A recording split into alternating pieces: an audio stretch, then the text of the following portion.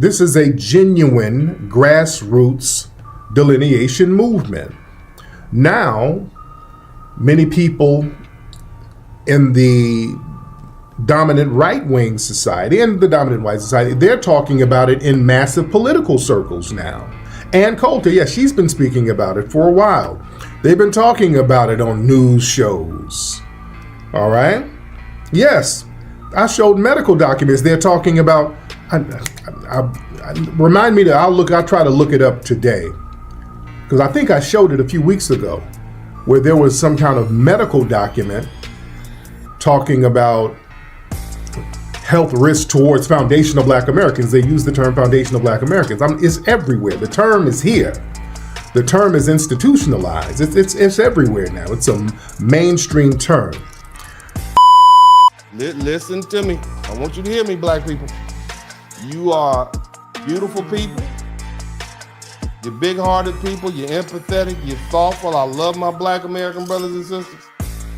And our reaction to this, seeing somebody snatched from their home, even though he was a horrible person, okay? We're sensitive to power, humiliation, and imposed authority because we have lived through generations of it. Black Americans know what it feels like when violence is justified after the fact, when force is excused as necessary, and when entire communities are punished based on lies, fear, and envy.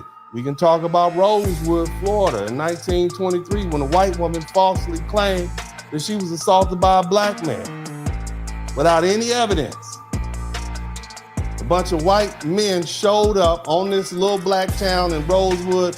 They burned the towns, they killed family members, men, women, and children. They unalived people, they raped women, they forced them all into the swamp. What was the justification? Protecting white womanhood and law and order. The reality was that prosperous community was erased because it challenged the racial hierarchy of that part of the country. Same thing happened in Tulsa, Oklahoma in 1921, commonly known as Black Wall Street. The people of Greenwood, wealthiest Black communities in America. Its residents owned businesses and banks and newspapers.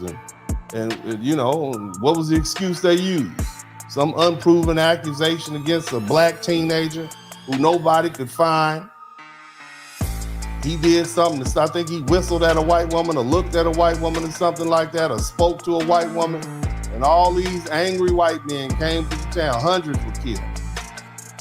Thousands of Black people were left home. What was the justification? Maintaining order.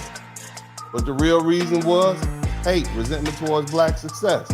Same thing happened in Houston, Texas, 1917. You had Black soldiers in the U.S. Army, men trained to defend the country, patriots, being harassed and beaten and shot at by white police officers, civilians in Houston, Texas. And when some of the soldiers defended themselves, because that's what fighting men do, the incident was labeled a Houston riot. 19 Black soldiers were executed, hung, shot. Many of them were rushed through trial without even having defense. The real crime was not a rebellion. It was that Black men had dared to stand up for themselves and refused to sit down and be quiet. Even when we talk about Georgia and the Deep South, Black landowners targeted, successful after slavery ended. We had bought land. We were being farmed. We were farmers. We were business owners. That made white folk angry. So a lot of Black farmers, so a lot of the Black farmers who resisted having their land stolen, just outright stolen from them when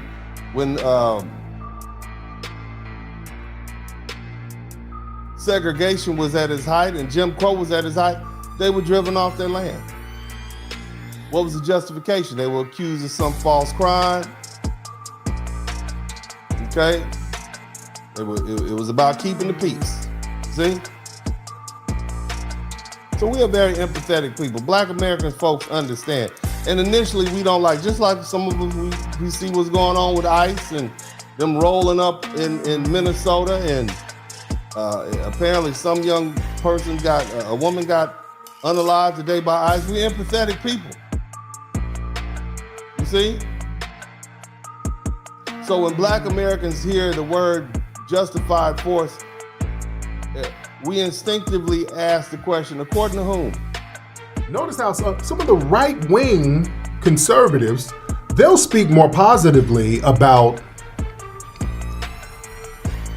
our lineage than the left wing.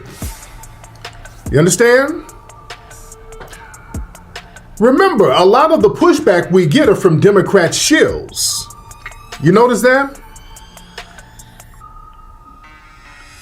When MSNBC and the Democrats talk about foundational Black Americans, it's all about don't listen to foundational Black Americans. Oh, the foundational Black Americans are on a misinformation campaign. It's always something negative. They're talking down on our lineage. You understand? See, for years, this right here breaks the only online containment narrative. See, a lot of these opponents, they've been trying to frame the delineation movement for foundational Black Americans as niche, fringe, Twitter, oh, it's on Twitter. No. This thing is everywhere now. And this shows that foundational Black American delineation, ladies and gentlemen, it has political relevance. When you have mainstream political actors acknowledging our lineage specifically, they don't acknowledge ideas and lineages unless they matter electorally, culturally, strategically. So when Tucker Carlson, he's a major political figure here. When they mention our lineage and the delineation for foundational Black Americans, this is being discussed on a national political discourse platform, ladies and gentlemen. That's not a small potato right there, ladies and gentlemen. This further shows that foundational Black Americans is a distinct lineage-based category. All right? And all of these people who try to rebrand it and redefine it, you can't do that no more. Those days are over. You can't redefine it. You can't undermine it. You can't Tariq Nasheed it. Or Tariq is the leader. You can't be the leader of a lineage. Yeah? You can't do that. That shows, ladies and gentlemen, how foundational Black American framing is influencing how politicians talk about Black voters. See, the fact that foundational Black Americans came up in political context, see, that proves, ladies and gentlemen, that the candidates and the strategists, they're now looking at lineage distinctions, especially when discussing us. We've been telling you, man, they know what happened in that last election. Family, let's be real. They know. They don't want to, the left-wingers don't want to admit it. Shout out to everybody in here. We're in here. Look, they know what happened in that last election. They know the power of delineation. What's up, Jabril? Yeah, this is the new norm. They knew when Kamala got crashed out. We got her up out of here for tethering. They know. They know. They know what it is, family. And right now, this further disrupts the whole gatekeeping role of the traditional Black media, the Boule media. See, the Boule legacy media and these NGOs, they've always acted as gatekeepers with us. They want to decide what narratives were legitimate, what were fraudulent, what were fringe. So now we got mainstream figures bypassing these institutions and acknowledging what the grassroots has been saying for damn near a decade. All right? That shows the power of the grassroots, the foundational Black American grassroots. We are resting. You see? We are resting. And no matter what these Democrats and liberals want us to do, we're not getting off the bench.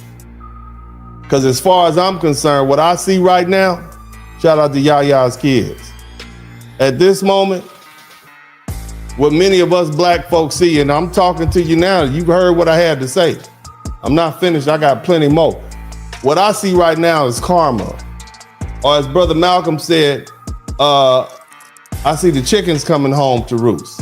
We see a society that practice racial hierarchy now experiencing what it feels like to be treated as expendable by a greater power, as to be treated as simply a resource. We see a country, shout out to Brawlick Sean, we see a country that made a deal with the devil, and now the devil is coming to collect. Does not mean we celebrating their suffering, doesn't mean, we happy that we just went down there and jacked these people's oil and we about to take all they had. We broke their ties up and Venezuelans might not get a dime from this oil that we're gonna get. We're not celebrating that. We recognize the patterns, but you need to understand these folk made a deal with white supremacy, racism, and it's never loyal. You see? It doesn't just stop with black people. It always comes back for those who thought they were protected by proximity to whiteness. Black Americans know this truth better than anyone alive. So we're not sorry, we're not feeling sorry for you that y'all about to get robbed and jacked and rolled up. We're not obligated to share your tears because you're about to get your oil took. You traded one local master for a foreign master. See, don't confuse our understanding for forgiveness. We reserve our sympathy for those who truly deserve it. That would, in this case, be the black Venezuelans who are oppressed. The good thing for them is they already know how to deal with this. See, what we're witnessing now is not a mystery, it's history. Doing what it does. Y'all notice, family, how a lot of these melanated right-wingers, Vivek, Byron, Candace, they're getting thrown under the bus right now? Have y'all noticed that? That's because of delineation, ladies and gentlemen. They're openly throwing their Sambo tools under the bus right now. That's because of you, black grassroots. Do you understand that? These folks are getting thrown under the bus. The right-wing tethers are getting thrown under the bus. You know why? Because we've revoked their black immunity card. See, the white conservatives, they use these tethers as human shields. You see, whenever they wanted to push some policies that would undermine black people, they go get a foreign tether. They go get Candace, Myron Gaines, and he's being thrown under the bus too. They'll go throw them out there and they start saying, ain't no racism. We need to work hard. We need to stop begging white folks. We need to stop doing. They throw them out there. We destroyed all of that by being lineage specific. We've said, hey, just because your skin is melanated, that don't give you the authority to speak on foundational black American issues. That stripped them of all of their generic black authority, whatever they want to come in with. And therefore, they lost their primary value to the white establishment. You understand? Which is basically to act as a shield against racist criticism.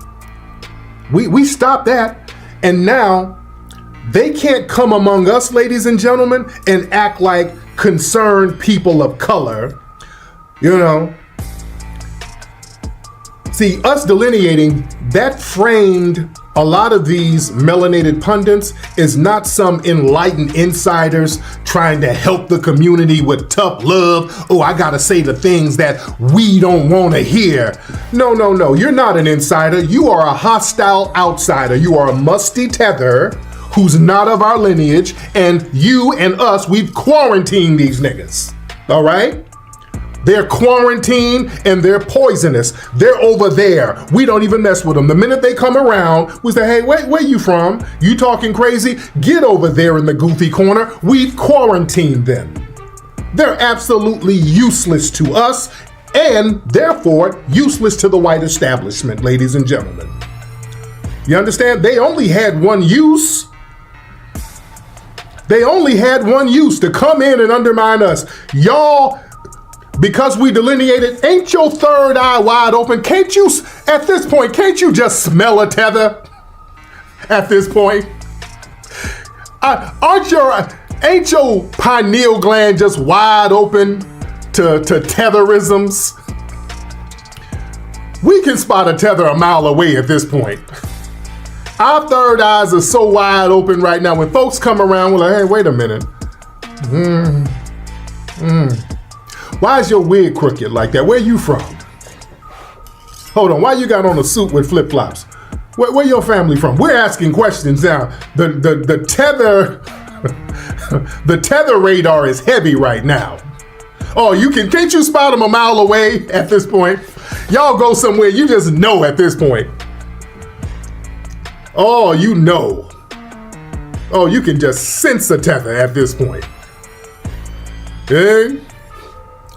Even they try to disguise them. No, brother, where you from, man? You got on a do-rag and you wearing a G-Unit tank top. Where's your family from, man? All right, go sit over there, brother. Don't speak for us. Go sit over there. So that's the problem. The tethers are useless. Byron Donalds is useless. You understand? Absolutely useless. You see? Vivek, they've been throwing Vivek under the bus. Vivek is useless. Once we start seeing them as foreign actors interfering with domestic family business, their ability to kind of influence or shame us as foundational Black Americans, that was collectively evaporated. A hostile outsider cannot shame you. You can only attack, and we ain't letting you attack us. You understand? Listen, these folks are getting some reality checks. So now, ladies and gentlemen, they're like, they a lot of the right wingers, they're trying to go the Nick Fuentes route. Remember, Nick Fuentes, because of our delineation, and we are showing that the tethers are useless to us and to them, they're like, well, damn, what the hell we need them for? Nick Fuentes was like, hey, we don't need none of these sellouts no more. They're useless. We need to say everything with our chest now, which is good. I like that. Because that weakens white supremacy. Being overt with it, that weakens it. I want them to start saying the shit with their chests. Say it with your damn chest. Because that codifies us even more. That gets us more on code when they're open about it. I want you to say the shit with your chest. You know? They want to now go back to that overt white identity politic thing. You know? They can't hide behind the Candace Owens or Byron Donalds because, yeah, we done called them out now. Yeah, you can't hide behind your tethers. They're useless. So now you gotta say the shit. You gotta stand on it. Now, that gets us on code with each other. The more racist you are, the more on code we get. Yeah? Let's be real. And the whole non-white mascot phase, they're not getting no returns on that. And you got people like Elon Musk. Elon Musk be on Twitter talking white nationalist talk. You know, they're like, okay, we just got to start saying it ourselves. Good, say it yourself. Say it yourself. Yeah? Say it with your damn chest. I wanted the rest of the country to feel what Black folk have been dealing with in this country for 407 years. I wanted the rest of the world to see what Black America has been telling the rest of the world. This is what America is about. I wanted you to feel helpless. I wanted you to feel the rage. I want you to feel the uncertainty. The realization that power does not care about your funky feelings. See, that's not cruelty. Me wanting you to experience what we've been experiencing. That's therapy. So you didn't believe us. You mock our movements, Black Lives Matter, All Lives Matter. You mock our heroes. You mock our leaders, you assassinate them. You dispel our spiritual beliefs and systems. See, you didn't believe us when we warned you calmly. You didn't believe us when we showed you history. You didn't believe us when we showed you data. So now you can feel it.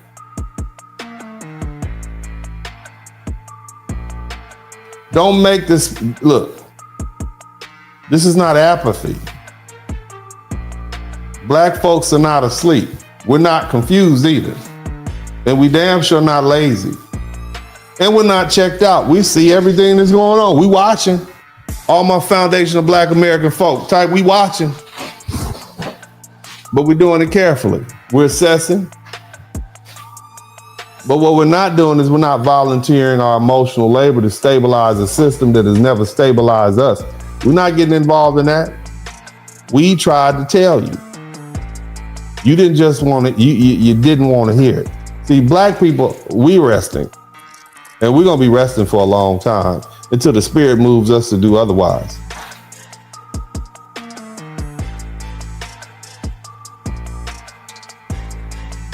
And to my brothers and sisters, let me tell you something. No amount of bell ringing and finger wagging and pearl clutching and fake moral outrage from the Democratic Party or the liberal establishment or anybody else is gonna get me off the bench. That trick is dead. The shame game is over. This is dangerous. This is unprecedented. This is outrageous. This is gonna change America. That routine doesn't move us anymore. This is the what do they say? This is the election of a lifetime. Remember that vote or die? That was P. Diddy's thing. They put him in jail.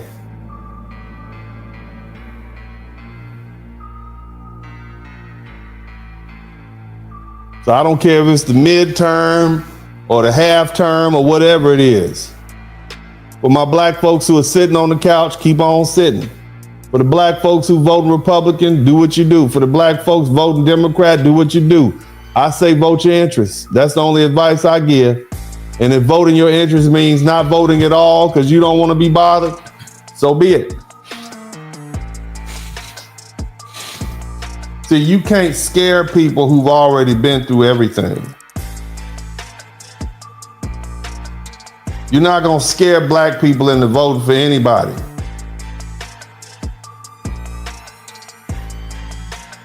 See, we know what power looks like when it's used against you. We know what hypocrisy sounds like when it lectures you. And we know panic when we hear it. Not panic because something is wrong, but panic because somebody's losing control. FBA has gone geopolitical and worldwide. I can remember, just out of curiosity, I asked my mother, truth be told, she's a flaming Democrat, all the way Democrat. But I asked her, what does she think she was? Or what does she identify as, African American or FBA, Foundational Black American? Just out of curiosity to see what she would say. And she said, to my surprise, it was really a surprise to me, she said FBA. It reminds me of what they used to say about hip hop. Said it was a fad, said it was a trend, said it wasn't really serious, said it wasn't here to stay. But as we can see, that is not true. And it's the same with FBA culture and people who identify as FBA. Y'all tried to poo-poo it. Y'all tried to say it wasn't nothing. Y'all tried to say it was going to go away. But as you can see, it's here to stay. And I think that's a direct result of the ancestors. The spirits of the ancestors are talking to us right now. And they're trying to right a lot of wrongs that happened in the past. A lot of people know this to be true. But we're seeing it now. What it is that we, as Black Americans, know who we are. Y'all not going to tell us who we are. And we're not going to tolerate the disrespect, foreign or domestic. And I'm here for it. As always, it's your man, Kris B. Like and subscribe to the channel. And we out. Peace.